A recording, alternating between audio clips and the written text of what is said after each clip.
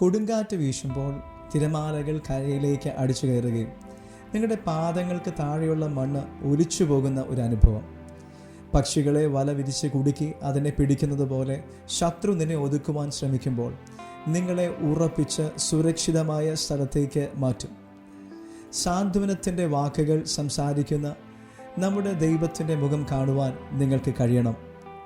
യഹോവ നിന്നെ ആശ്രയമായിരിക്കുകയും അവൻ നിൻ്റെ കാൽ കുടുങ്ങാതെ വണ്ണം കാക്കും. ഈ വാക്യത്തിൻ്റെ ആഴം നമുക്ക് തിരിച്ചറിയാൻ അനിശ്ചിതത്തിൻ്റെ നടുവിൽ നമ്മെ സുരക്ഷിതമാം ആക്കുവാൻ കഴിയുന്ന പ്രത്യാശയുടെ നങ്കൂരം കണ്ടെത്തുകയും ചെയ്യാം.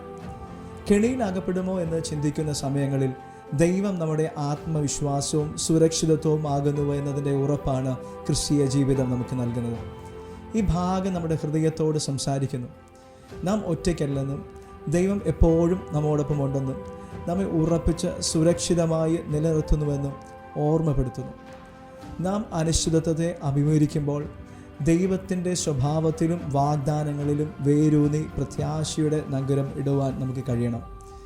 ദൈവം നമ്മുടെ പാറയും സങ്കേതവുമാണെന്ന് അറിയുന്നതിൽ കൂടി നമുക്ക് സുരക്ഷിതത്വവും സംരക്ഷണവും അനുഭവിക്കുവാൻ കഴിയും.